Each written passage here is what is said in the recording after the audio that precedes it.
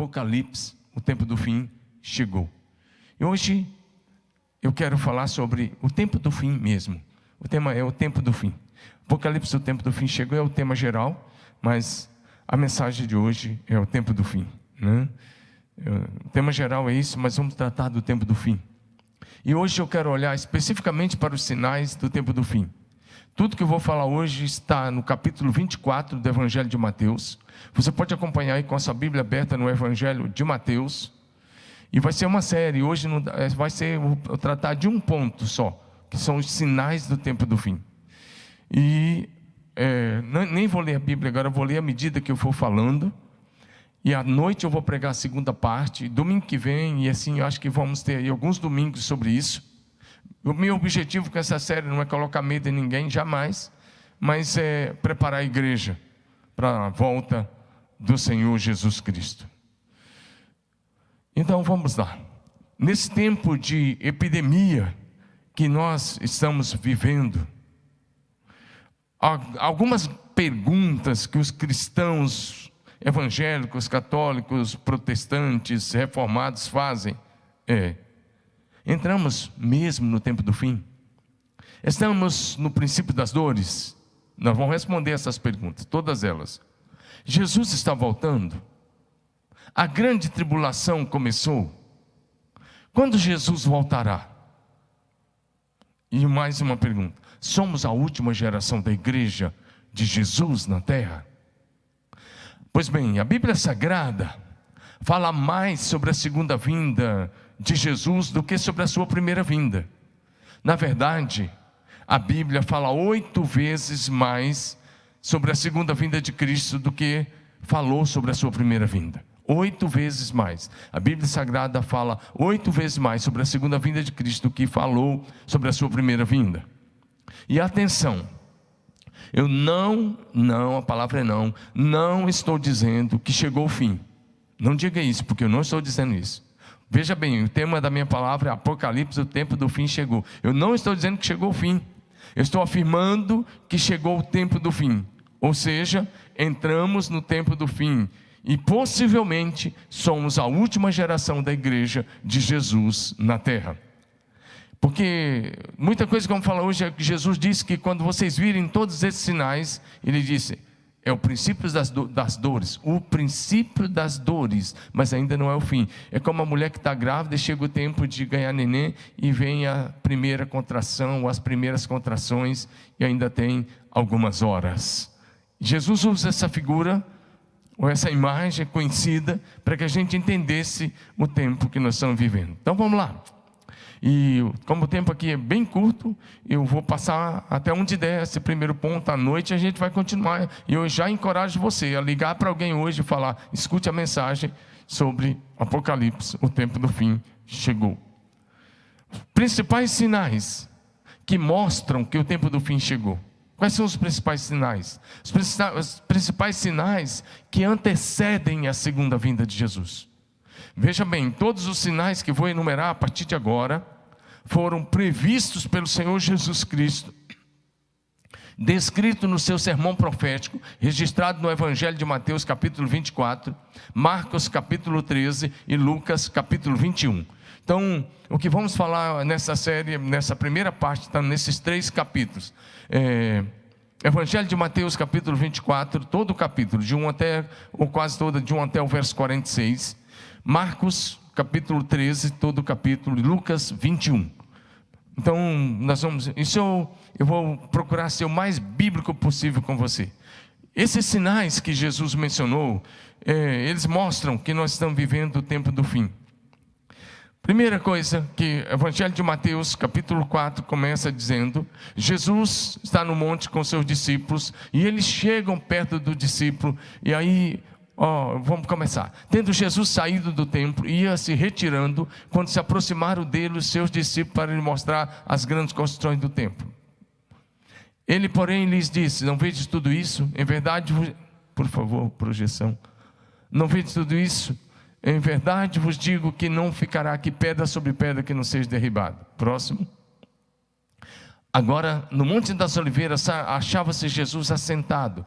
Quando se aproximaram dele, seus discípulos em particular, e lhe pediram: dize-nos, os discípulos fizeram uma pergunta: dize-nos quando sucederão estas coisas, e que sinal haverá da tua vinda e da consumação do século. A partir dessas perguntas dos discípulos, quando é que isso vai acontecer? Quais são os sinais? A partir daí, o Senhor Jesus começou a responder aos seus discípulos. E aí, nós vamos logo para o verso 4 e 5. Porque no verso 4 e 5, Jesus falou do surgimento de falsos cristos. É a primeira coisa que nós vamos enumerar: surgimento de falso Cristo.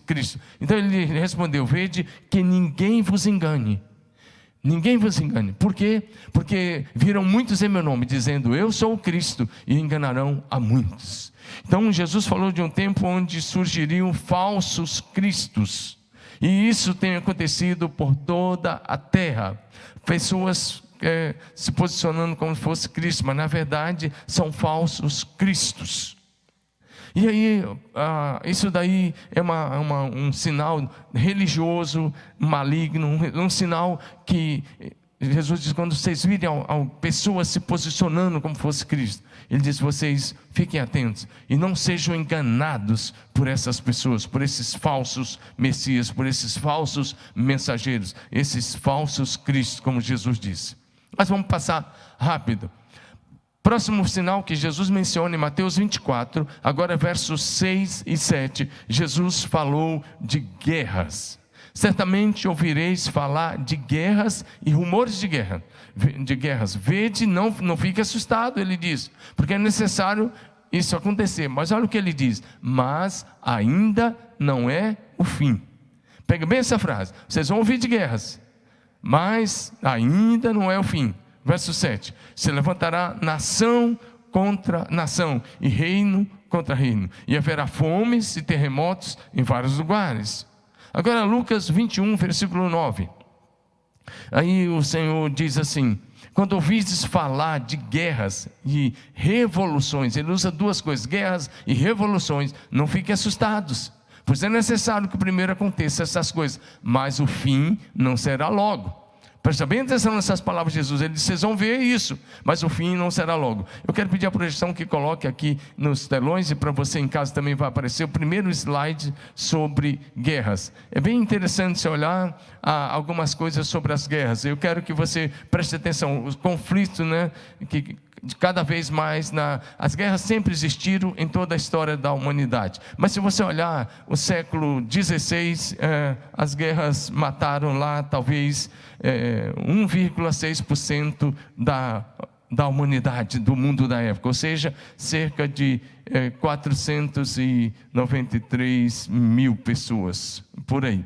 E aí, as mortes relacionadas à humanidade, a morte relacionada à humanidade foi de 0,32% da humanidade total, 1,6 milhão de pessoas, São 493,9 conflitos, População mundial 493 milhões, mortes relacionadas 1,6 e lá na frente 0,32. Século 17, relacionado de mortes, aí já vai aí um pouco mais, 6,1, população do mundo da época 579 milhões, e as mortes relacionadas aos conflitos 1,05% da humanidade. E vai, século 18, já vem aí, século 19, já aumenta esse número lá para cima, 1.172,9, e em relação à população mundial já vai para 1,65%. Século 20, que foi o século aí que boa parte de nós que estamos aqui vivemos a segunda parte do século 20, Século 20, conflitos relacionados e mortes por milhões de pessoas. Século 20 foi onde aconteceu a Primeira e a Segunda Guerra Mundial. E no século 20 nós tivemos a morte de 109 milhões de pessoas, só na Primeira e Segunda Guerra Mundial, E aí a população do mundo era 2 bilhões, Eu falei 1 milhão na hora, 2 bilhões 500 519 mil pessoas. 519 milhões. 2 bilhões 519 milhões. Desses 2 bilhões 519 milhões de pessoas, 4,35% morreram em guerras no século XX. É bem interessante olhar para isso, porque você vai vendo os números, né? 1,6 milhões, aí 6,1 milhões, 7 milhões, 19, mas agora no século XX, 109 milhões de pessoas morreram, e a população do mundo era só 2 bilhões 519 milhões,5. Ou seja, o número de mortes por guerra no século XX subiu para 4,35%, olhando para a população mundial. Então preste bem atenção que nesses últimos 100 anos da história da humanidade, morreram mais gente em guerra do que em todos os outros milhares de anos da história da humanidade, nesses últimos 100 anos. Então, só nessas duas guerras, 109 milhões de pessoas morreram no século XX. Então, vai ser bem didático isso, preste atenção para você olhar para os números, não você fica naquela, não, sempre houveram guerras, sempre houveram, mas os dados estão aí, e você pode pegar isso depois aí no nosso site, aí, no nosso canal.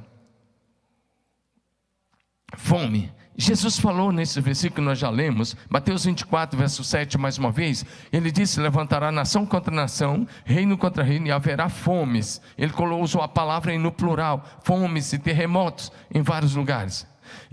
Mas ele não diz que a fome será em todos os lugares. Presta atenção no versículo que ele diz: haverá fomes em vários lugares. Ou seja, a fome não será em todos os lugares. A mesma coisa que aparece em Lucas 21, verso 11. Haverá grandes terremotos, ele fala epidemias e fome em vários lugares. E coisas espantosas, também sinais no céu, grandes sinais no céu. Isso também aparece em Marcos 13, versículo 8. Vamos ao próximo slide sobre a fome no mundo atual. Esse slide mostra que o número de pessoas com fome no mundo hoje, 2018, está até um pouco atrasado, é de 821,6 milhões de pessoas passam fome todos os dias na face da terra. Só na América Latina e Caribe, são 42 milhões de famintos, 42 milhões que estão passando fome nesse exato momento. Talvez você que vive aqui no Brasil e que tem uma vida equilibrada, você nem imagina o que é isso, mas preste atenção nesse slide: a cada 4 segundos uma pessoa morre de fome no mundo. Desde que esse culto começou, muitas pessoas já morreram de fome hoje. Presta atenção, a cada 4 segundos uma pessoa morre de fome no mundo. Essa é a realidade do mundo que nós estamos inseridos nele, da sociedade que nós estamos vivendo. Então esse sinal que Jesus falou da fome nunca foi tão sério. Próximo texto que nós vamos enumerar, ainda em Mateus 24, versículo 7, mais uma vez. Jesus disse: porque se levantará nação contra nação, reino contra reino, e haverá fomes. Nós já falamos de fome, passei bem rápido, mas ele diz pestes e terremotos. Agora vamos para Lucas 21, verso 11, porque Lucas, pelo fato dele, ele era médico, ele não usou a palavra pestes, ele diz: haverá grandes terremotos, pega essa palavra, e epidemias. Ele fala grandes terremotos, ele fala epidemias, e fome em vários lugares, e coisas espantosas também, grandes sinais no céu.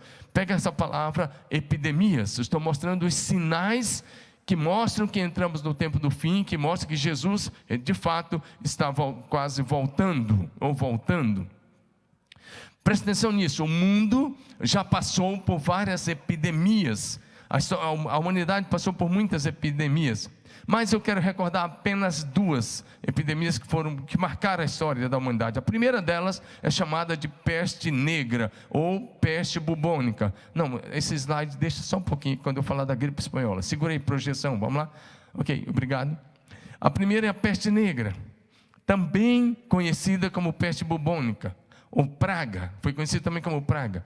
Foi a pandemia mais devastadora já registrada na história humana, tendo resultado na morte de 75 a 200 milhões de pessoas na Eurásia, ou seja, Europa e Ásia, atingindo o pico na Europa no ano 1347 até 1351 na Europa. Mas na verdade essa pandemia começou em 1346 e ela encerrou em 1353.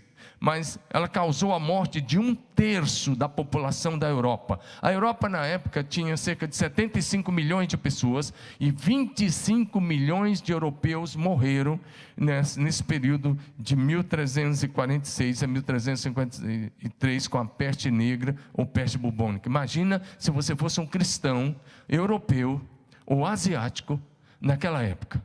O que você ia dizer? Você que está achando que aí o coronavírus, ou Covid-19, como é conhecido, é início da tribulação, então talvez você ainda não entendeu. Quero te dizer que a tribulação não começou. E, com todo respeito a todos que estão dizendo que a grande tribulação começou, eles estão completamente errados. E todos que estão dizendo isso vão cair em descrédito. Presta atenção nisso. Por quê? Porque você precisa entender. Nesse ano aí, nesses anos de 1346 a 1353, 1/3 da população da Europa morreu com essa pandemia, que foi algo devastador que aconteceu. Agora, 75 a 200 milhões na época morreram. Como eu disse, 1/3 da população da Europa morreu.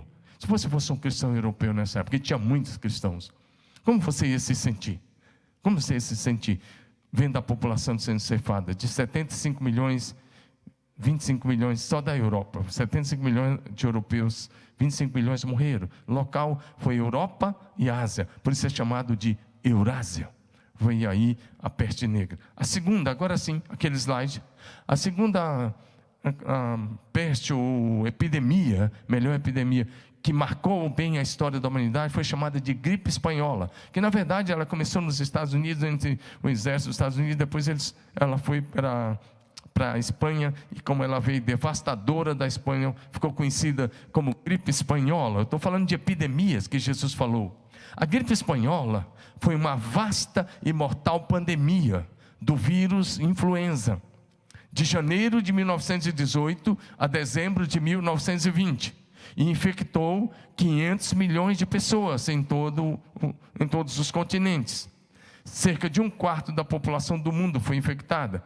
Cerca de 1/4 da população do mundo aí, dessa época, foi infectada. Período, janeiro de 1918 a dezembro de 1920. E ela causou a morte, essa pandemia causou a morte de 50 milhões de pessoas. A gripe espanhola matou 50 milhões de pessoas, inclusive muitos brasileiros que morreram na época por isso, 1918 a 1920. Isso atingiu todos os continentes. Agora, preste atenção nisso.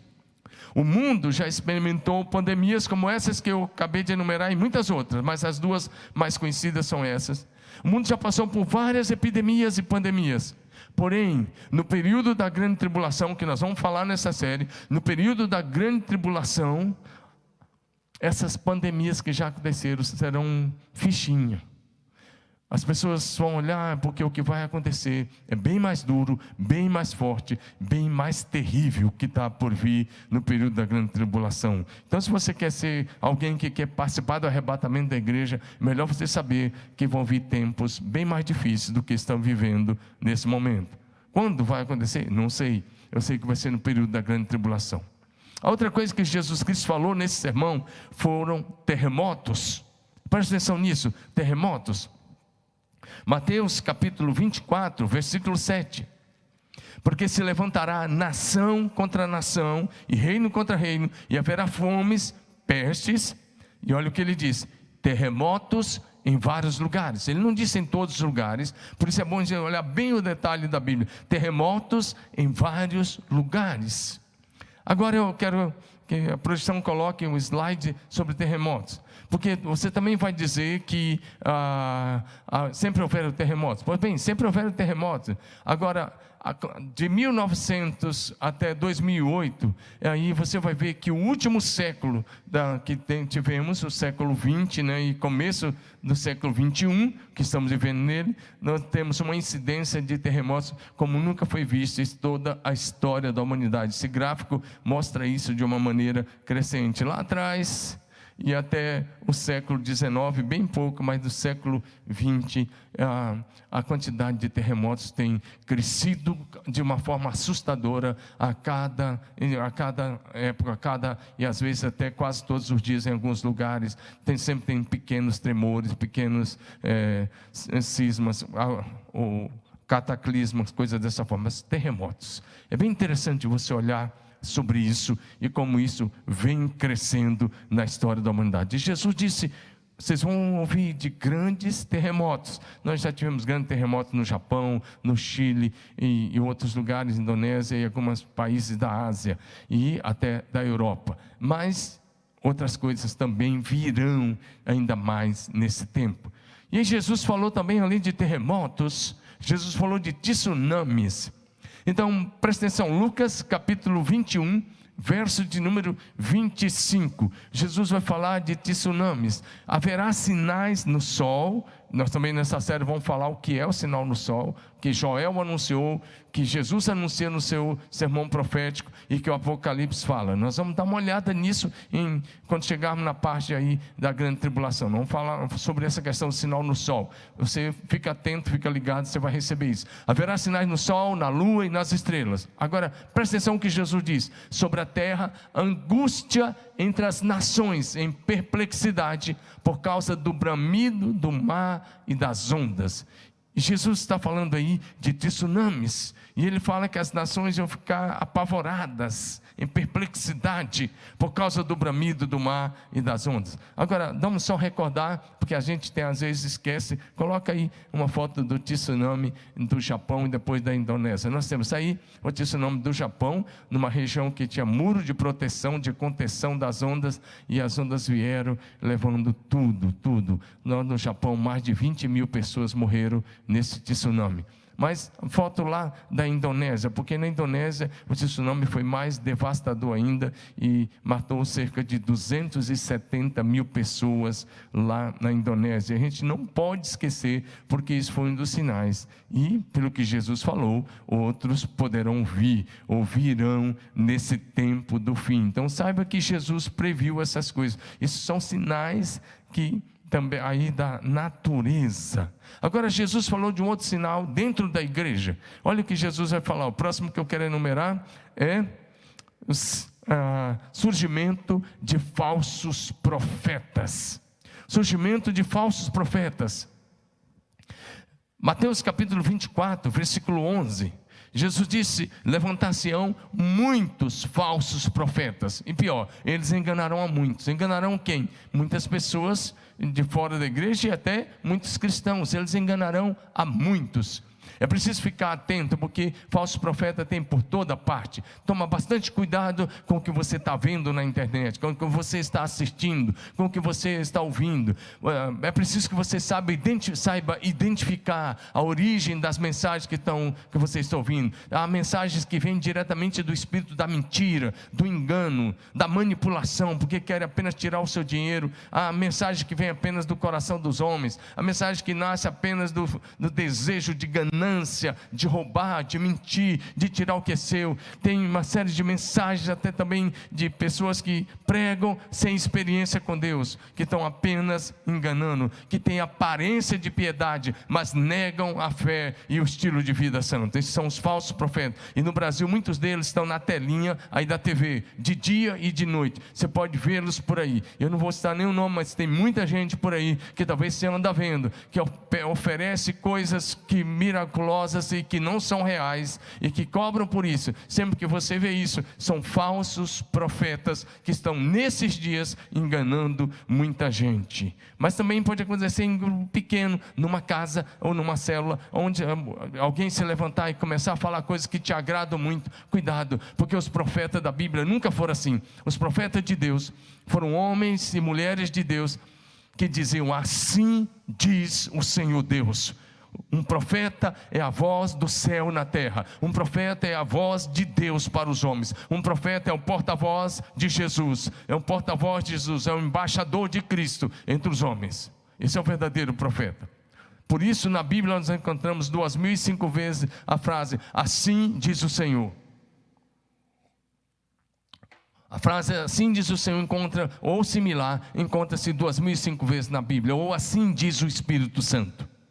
Sempre que você vê alguém pregando o que é bom, pregando só prosperidade, pregando só que você vai se dar bem, massageando o teu ego, cuidado, porque os profetas da Bíblia nunca foram assim. Ao contrário, repreenderam reis, corrigiram e pregaram duro com os sacerdotes, pregaram duro contra os falsos pastores, sim, pregaram duro contra os pastores que não estavam cuidando das ovelhas. Estude Jeremias 23, você vai ver ele pregando contra os sacerdotes, contra profetas e contra pastores. Estude Ezequiel capítulo 33, capítulo 34, ele está pregando duro contra aqueles que estavam manipulando, e principalmente capítulo 34 de Ezequiel, só tirando proveito das ovelhas e que não estavam pastoreando. Pregaram contra governadores e contra reis, por isso eles foram mortos, porque eles não pregavam para massagear o ego. Jesus passou a dizer, Marcos 13, 5 e 6, ninguém vos engane, porque muitos virão em meu nome, dizendo eu sou, e enganarão muitos. Lucas vai dizer a mesma coisa, e esses falsos profetas são os mesmos que estão dizendo, olha, coronavírus, a grande tribulação chegou, coronavírus, ora, agora chegou o fim. Cuidado, porque não chegou. Lucas capítulo 21, verso 8, Jesus está falando, ele disse, vede que não sejais enganados, porque muitos virão em meu nome dizendo, sou eu, e também, chegou a hora, não sigam essa gente, é o que Jesus diz em Lucas 21, 8. Em Mateus capítulo 7, versos 15 a 23, o Senhor Jesus disse que os falsos profetas são conhecidos pelos seus frutos. Dá uma olhada. E que eles têm aparência de piedade, pele de ovelha, mas por dentro são lobos vorazes.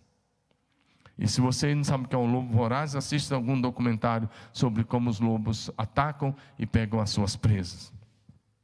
A outra coisa que Jesus falou em Mateus 24, versículo 12, ele falou da multiplicação da iniquidade.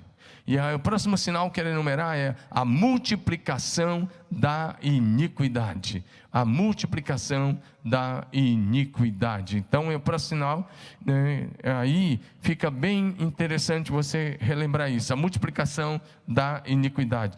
E aí, Mateus 24, 12, Jesus diz assim, e por se multiplicar a iniquidade, o amor de quase todos esfriará. Mas eu quero pegar essa frase que Jesus disse, Mateus 24, 12, e por se multiplicar a iniquidade. Ou seja, o que Jesus está falando é que nos últimos anos, em todas as nações, a iniquidade ia tomar proporções alarmantes. E o que nós temos visto é uma multiplicação da iniquidade, da maldade, a multiplicação de tudo que não tem nada a ver com Deus. E Jesus fala sobre isso, por se multiplicar a iniquidade. Se a gente estudar a história da Bíblia, nós vamos ver que quando se multiplicou a iniquidade, lá nos dias de Noé, quando a corrupção se tornou generalizada, Jesus veio, o Senhor Deus veio e colocou o fim daquela geração. Só sobraram 8 pessoas, Noé, sua esposa, seus 3 filhos, suas 3 noras, para dar continuidade à humanidade. Quando a iniquidade se multiplica, significa que o juízo de Deus está próximo.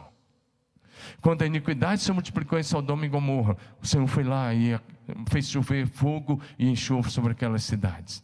E aí é preciso que você entenda, Deus é misericordioso, mas a medida da iniquidade tem um limite diante de Deus. Jesus espera por um tempo, mas depois vem o julgamento, se não houver arrependimento, mudança de vida.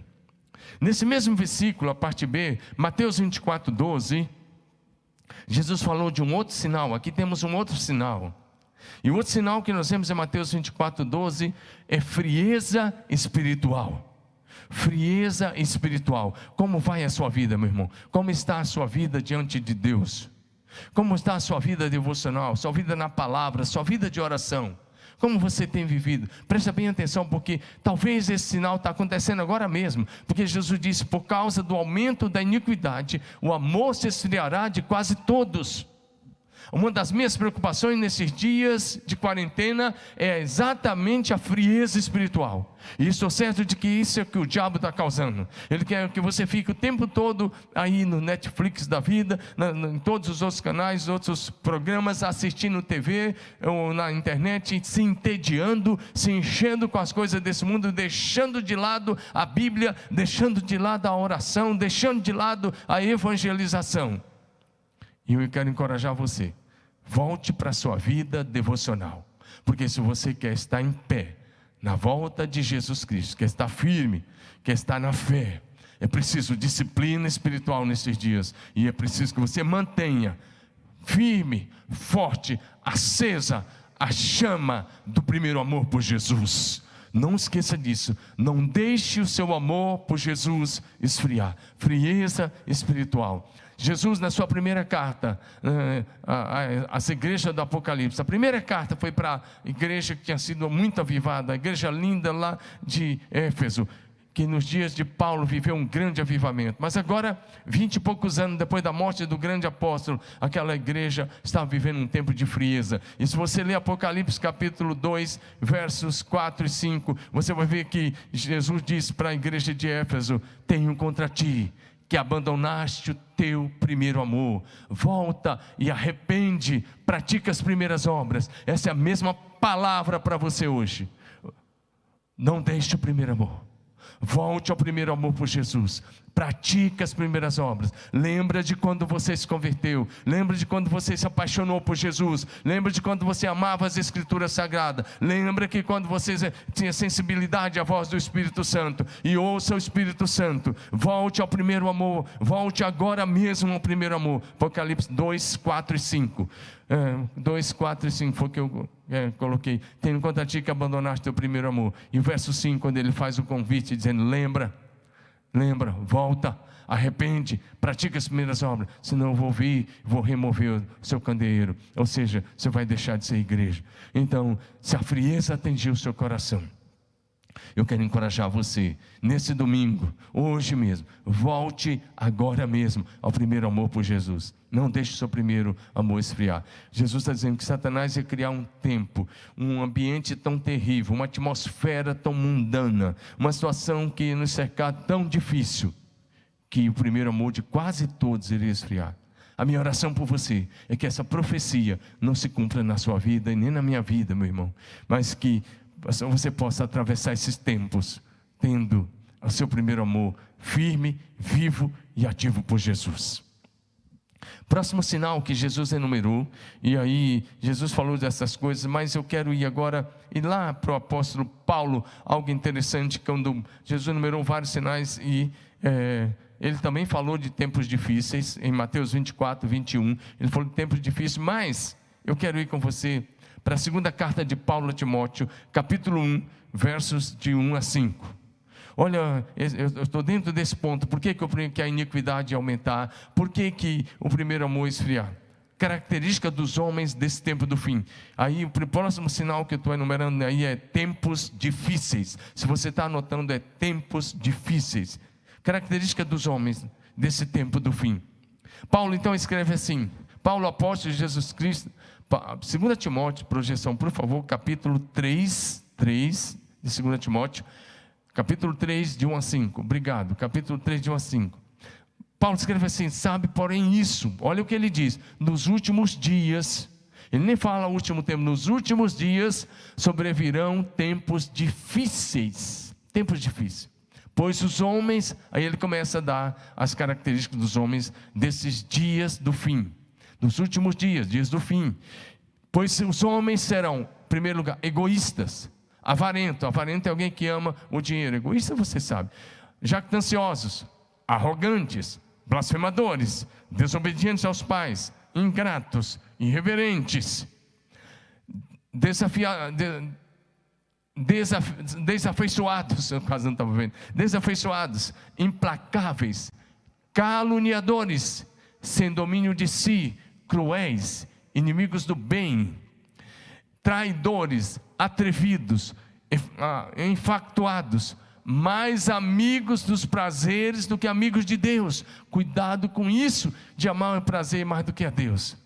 tendo forma de piedade, mas negando-lhes, entretanto, o poder. E Paulo escreve: foge dessa gente. Foge de quem? Foge dessas pessoas, desses homens que são egoístas, avarentos, jactanciosos, arrogantes, blasfemadores, desobedientes aos pais, ingratos, irreverentes, desafeituados, implacáveis, caluniadores, sem domínio de si, cruéis, inimigos do bem, traidores, atrevidos, infatuados, mais amigos do prazer do que amigos de Deus. Foge. É tempo de santidade, é tempo de buscar o Senhor, é tempo de compromisso com a palavra. É bem interessante isso. Esse é o tempo que nós estamos vivendo. E nós estamos aqui, não passar ninguém, mas querendo que você entenda os sinais. Por quê? Porque a Bíblia diz, a palavra de Deus fala sobre isso para nós. E Ele diz: quando vocês viram os sinais, não precisa ficar assustado. É só um tempo difícil, mas ainda não é o fim. Ainda não é o fim. É o princípio das dores. São as primeiras contrações. Ou seja, significa que Jesus voltará em breve. Então eu quero encorajar você, porque a Bíblia diz que o sábio sabe discernir o tempo e o modo. E a única maneira de um cristão discernir o tempo e o modo é lendo a Bíblia, é olhando para a Bíblia Sagrada, é olhando para os sinais que Jesus Cristo enumerou, para saber o tempo que nós estamos vivendo. E aí, sabendo o tempo que estamos vivendo, o modo de agir nesse tempo. Lá em 1 João, capítulo 2, versículo 18, o apóstolo João escreveu dizendo que nós estamos vivendo a última hora. E eu quero dizer uma coisa: o tempo do fim chegou. Não significa que chegou o fim, significa que chegou o tempo do fim. Os últimos dias chegaram. Se você hoje me perguntasse, e aí, pastor? João escreveu 2000 anos atrás que era a última hora. É que um dia para o Senhor, meu irmão, são como 1000 anos, e 1000 anos como um dia. É que eu posso te dizer uma coisa: é que o ponteiro da hora já deu a volta.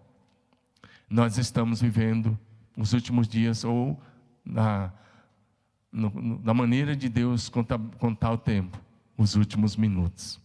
Prepare-se para a volta de Jesus, mas antes esteja firmado na palavra